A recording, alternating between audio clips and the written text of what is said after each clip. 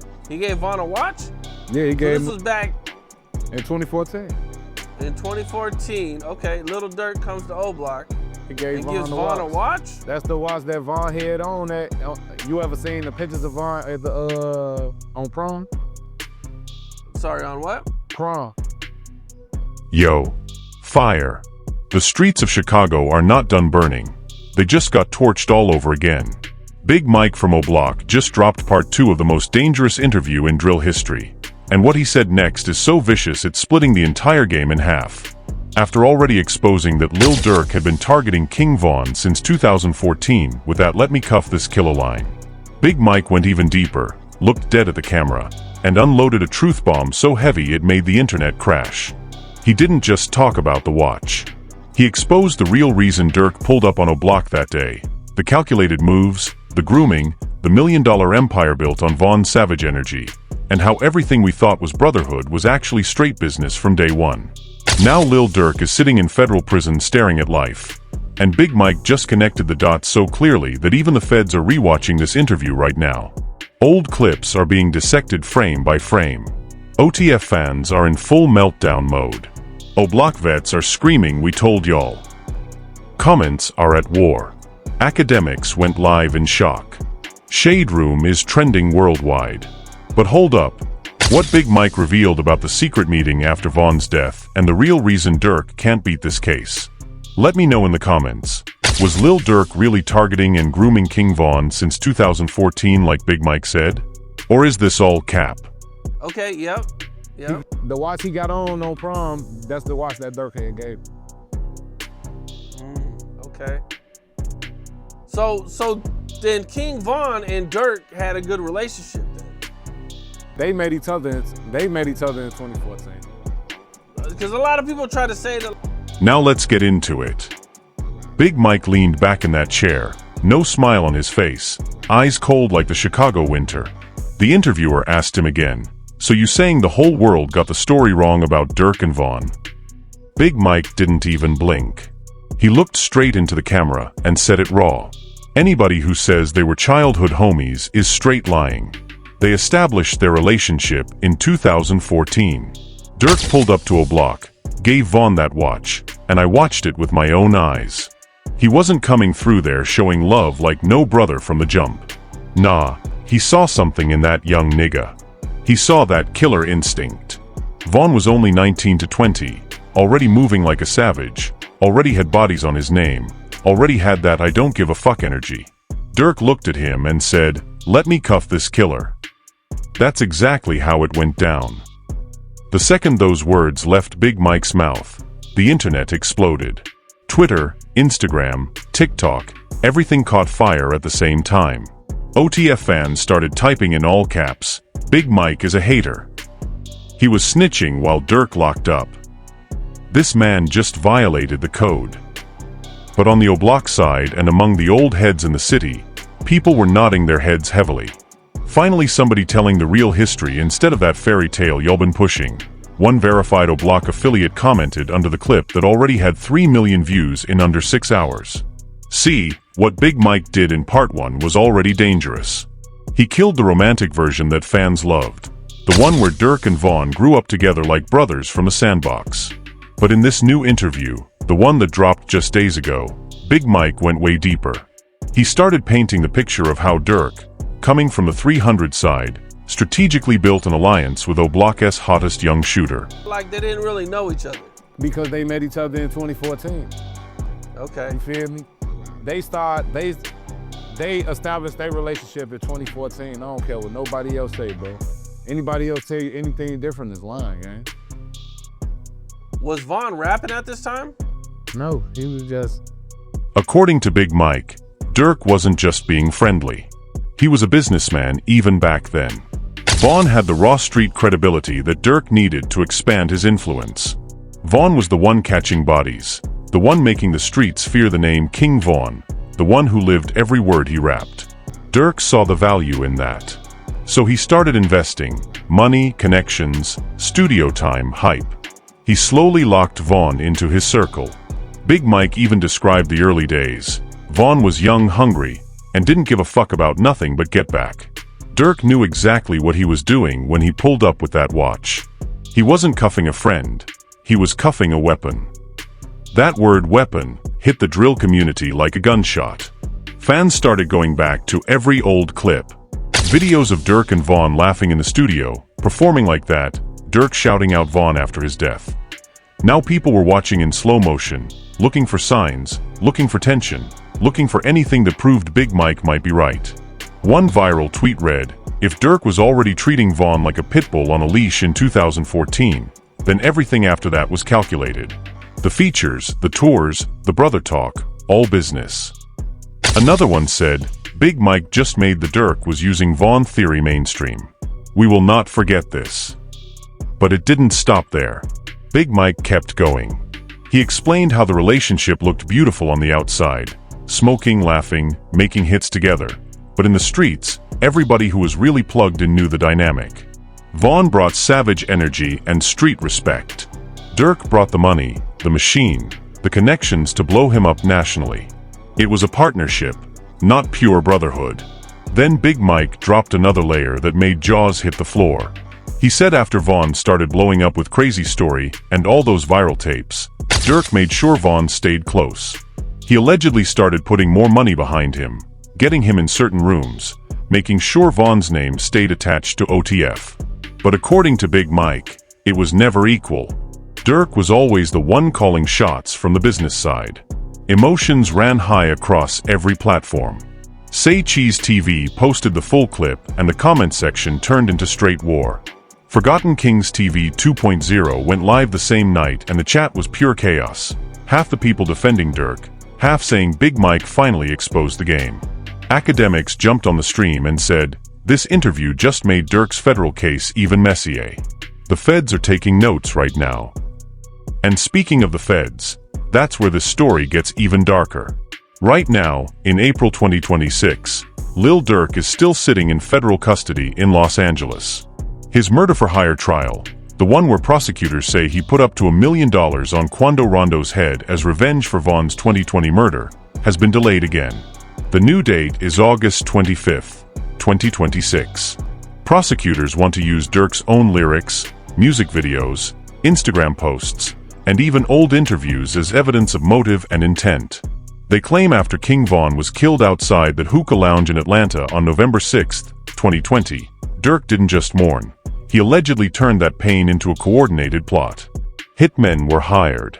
The target was Quando Rondo. But the hit went wrong and Quando's cousin, Lul Pub, Savita Robinson, got killed instead in that 2022 LA shooting. Durk's lawyers are fighting hard to keep the lyrics out, saying it's prejudicial and artistic expression. But prosecutors are pushing back even harder, saying those same lyrics show clear intent and a pattern of behavior that goes back years. Now imagine how Big Mike's interview lands in all of this. When he starts talking about Durk cuffing Vaughn's killer energy since 2014, when he says Durk saw Vaughn as the perfect weapon, it gives the government more ammunition to paint a picture of a calculated empire where street business and rap business were mixed dangerously. Big Mike didn't stop in 2014. He went further.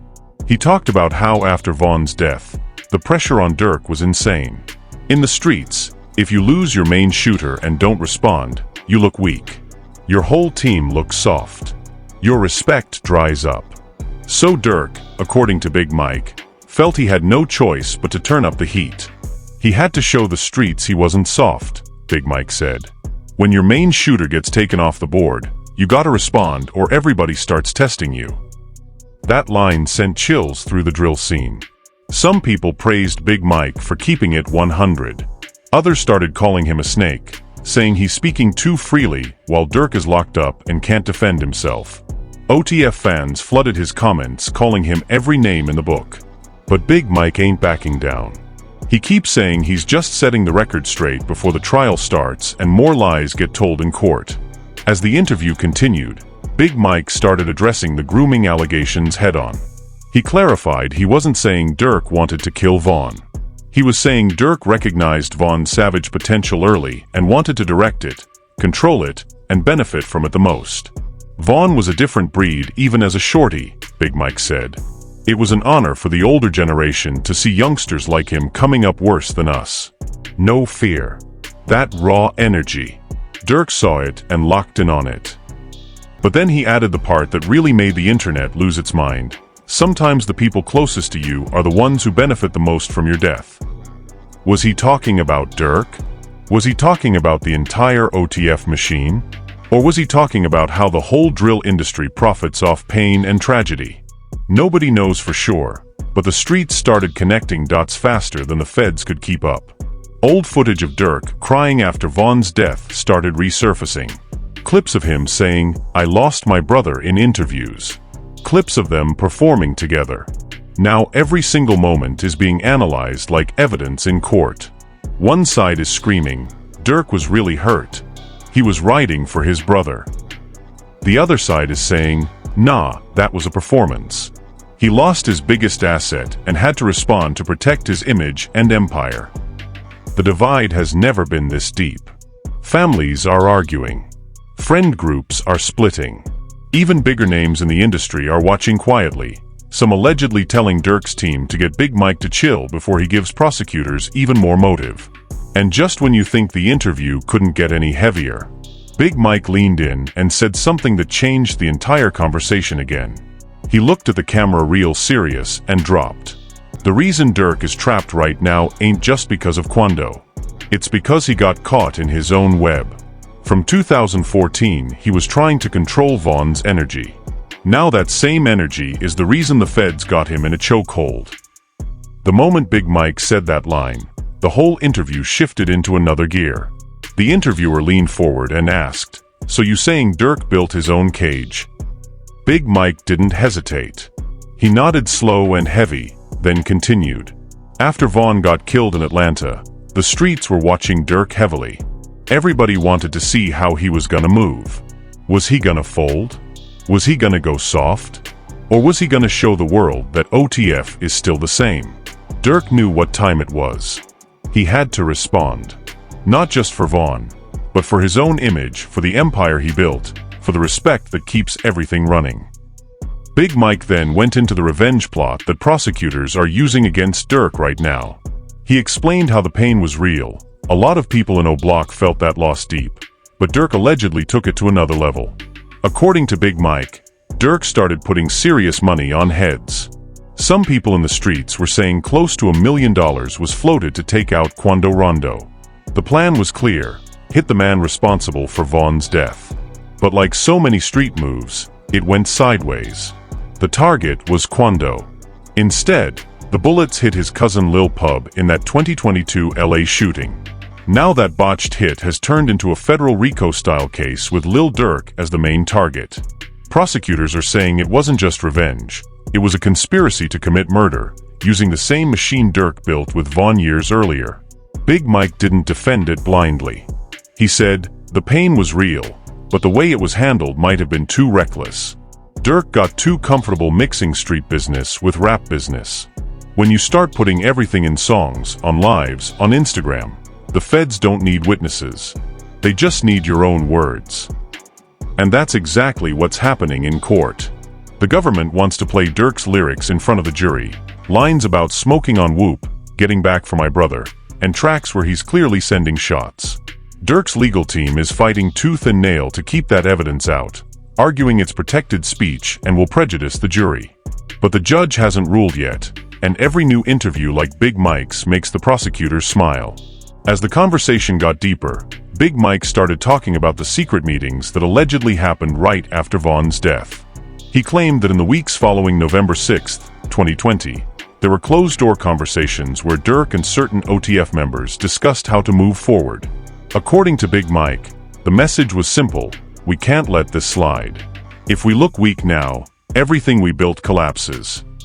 He didn't name names on camera, but the way he spoke made it clear he knew more than he was saying. Von was the muscle. When the muscle gets taken off the board, the businessman has to make moves to protect the brand. That's what happened. This part hit OTF fans the hardest. They started flooding every comment section calling Big Mike a clout chaser, a snake, and even worse. Durk gave you niggas hope and now you turning on him while he fighting for his life. One angry fan wrote. Another said, Big Mike just gave the feds the motive they needed on a silver platter. This man is dangerous. But the O'Block side and many older drill heads were backing him. "Y'all been living in a fantasy," one respected voice from the city posted. Big Mike is from the trenches. He's not chasing clout. He's tired of the fake narrative. Vaughn was a real one, but the relationship was never what y'all romanticized. The divide in the drill community right now is brutal. Families are arguing at dinner tables. Rap pages are picking sides. Even big YouTubers are feeling the pressure.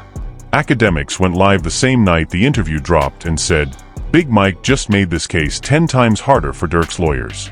Every word is being clipped and sent to the prosecution team. This is not a game." Forgotten Kings TV 2.0 did a 45-minute reaction, and the chat was pure war. Half the people typing "Free Durk nonstop," the other half typing "Big Mike told the truth." Shade Room posted the clip, and comments crossed 80K in less than 24 hours. Candidly, Cassie called it the most dangerous interview of 2026 so far. Meanwhile, Durk's camp has stayed mostly silent on Big Mike's words.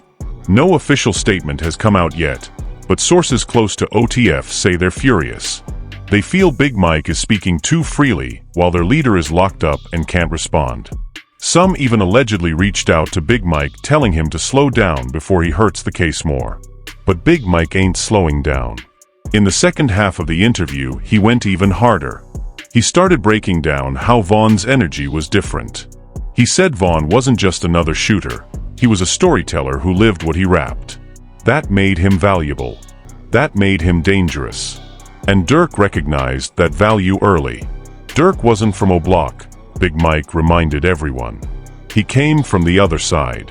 But he saw the potential in that young nigga and decided to invest. He helped with music, helped with money, helped put him on the map.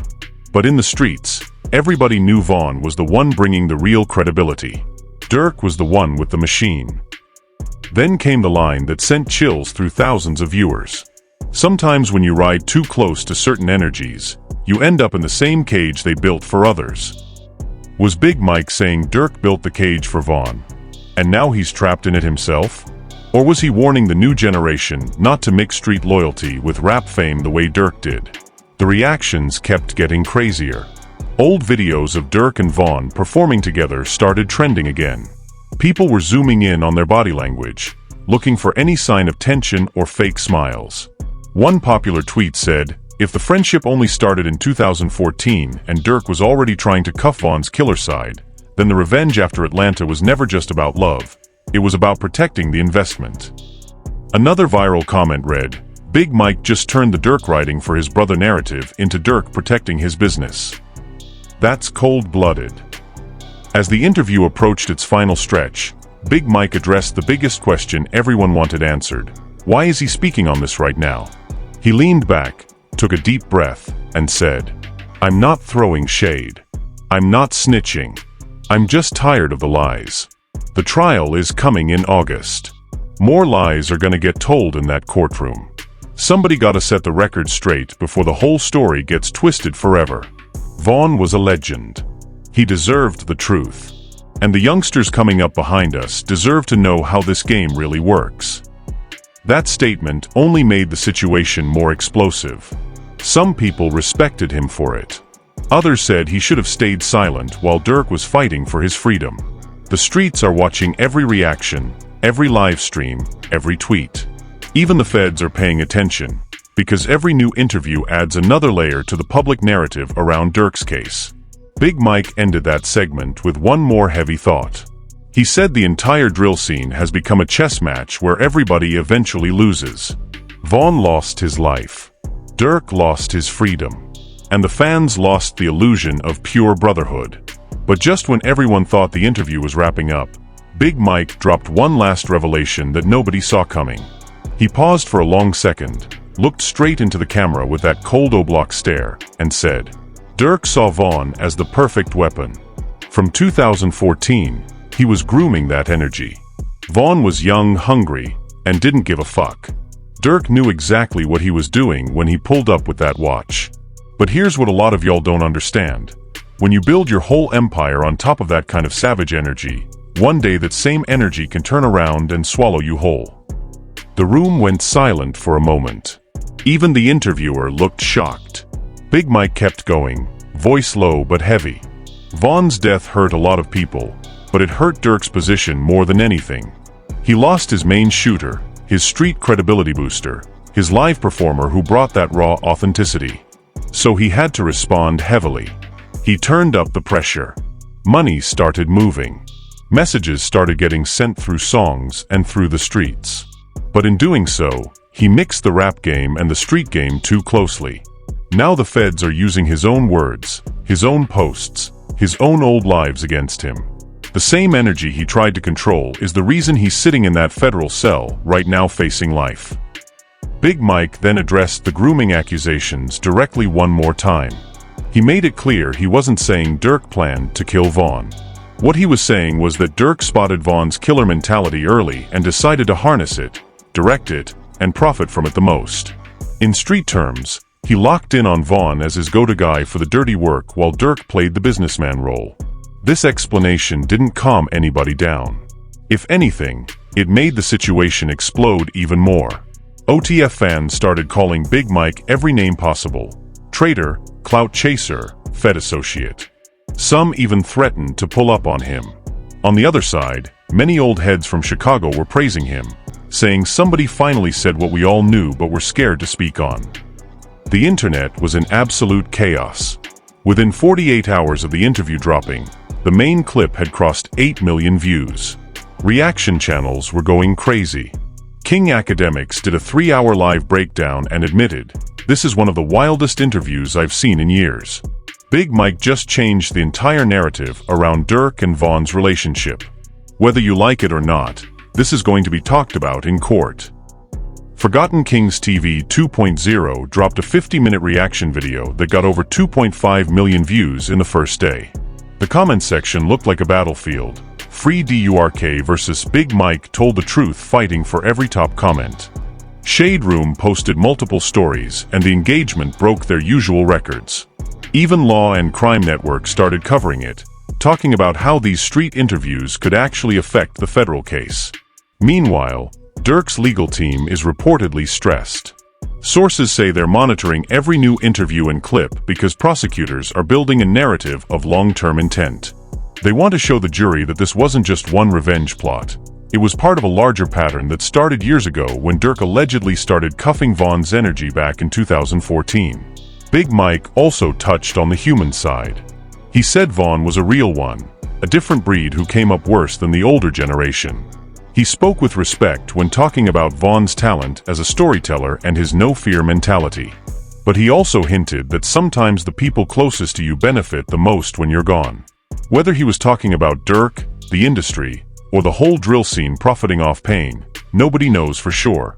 But that line left everyone with chills. As the interview came to a close, Big Mike left the viewers with one final heavy thought. Von was a legend.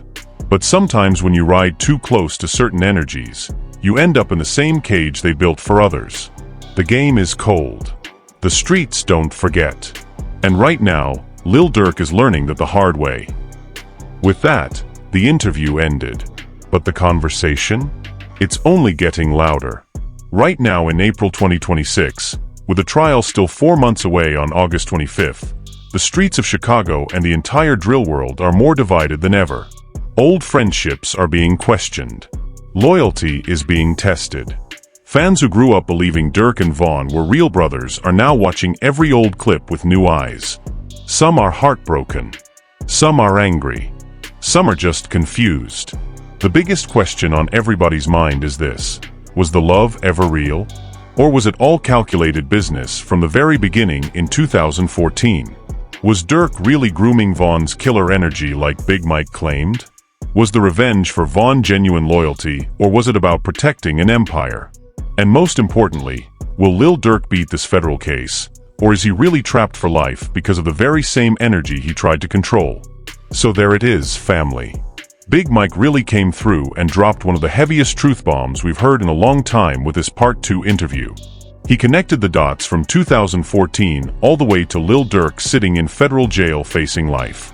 He didn't just talk about the watch. He exposed the strategic moves, the grooming allegations, the business behind the Brotherhood, and how the same savage energy Durk tried to cuff back then might be the reason he's trapped right now. Whether you believe Big Mike is telling the real history or just throwing shade while Durk can't defend himself, one thing is clear: this situation is way deeper and darker than most people imagined. The streets are divided. The fans are at war. The feds are watching every clip. And the trial that keeps getting delayed might change the entire drill game forever when it finally kicks off on August 25th, 2026. Now I want to hear from all of you right now. Drop your honest opinion in the comments below. Type Free Durk if you're still riding with him and believe the revenge was pure loyalty for his brother. Type Big Mike told the truth if you think he exposed the calculated game that was going on since 2014. Also tell me, should Durk's lyrics be used as evidence in court or not? Do you think the friendship was real, or was it always business? Was Vaughn really just a weapon in Durk's eyes? This comment section is about to be straight chaos, and I'm reading every single one. If you're new here, make sure you hit that subscribe button and turn on post notifications because we bring you the realest, spiciest, most uncut rap news and breakdowns every single week. No cap, no filter. Smash that like button if this part 2 breakdown opened your eyes or got you thinking differently, and share this video with somebody who needs to see the truth. Let me know in the comments, was Lil Durk really targeting and grooming King Von since 2014 like Big Mike said? Or is this all cap? We'll be back with more as this case develops. Until then, stay safe out there, family. The streets are watching. Peace.